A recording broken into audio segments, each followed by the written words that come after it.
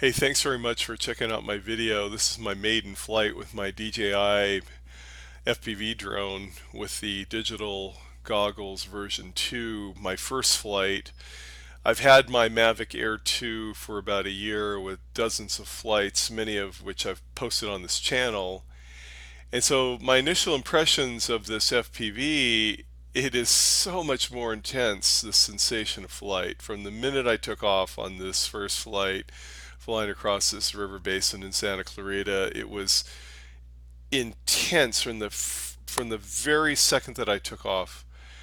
The feeling was completely different to the point where I can fly close to this ridgeline up here. This area I'd never dare to take my Mavic Air 2 because when you're staring at your smartphone attached to your controller, trying to block out the glare of the sun, it's really hard to tell where the edge of that cliff is. But with the digital goggles, oh my gosh, you can make out all kinds of details. You can fly closer to the ground, closer to landmarks, closer to trees.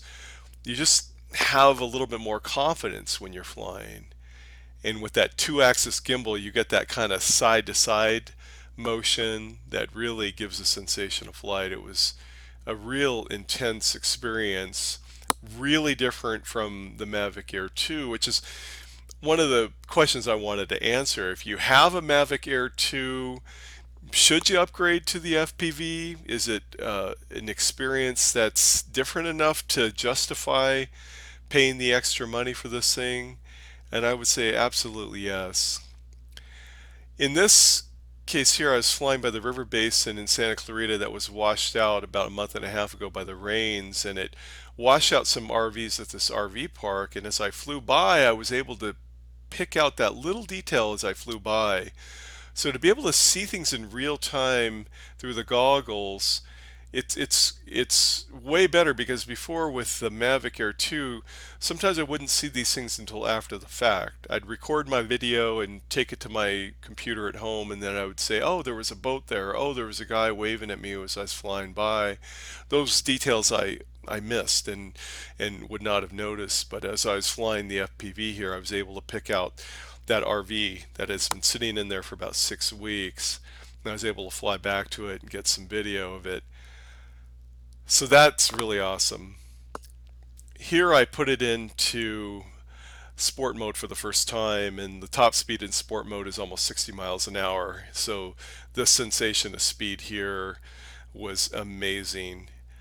The other thing that amazed me is I was able to go out as far as 2 miles and have a solid signal lock. This flight I got about 13, 14 minutes of flight with this battery. I feel like I could have gone out a lot further and flown a lot longer, but this being my first flight, I was being really conservative. Do know though that you're going to get a little dizzy with these goggles. You'll be able to see more, but you're going to get dizzy. And when you're in sport mode like I am here, you're going to deplete the battery pretty quick. So when I started this speed run, I had plenty of battery, but I depleted it so quickly that here I got the return to home warning, and I was able to override it and fly back to my home position. But is it worth it to get the FPV? Yes.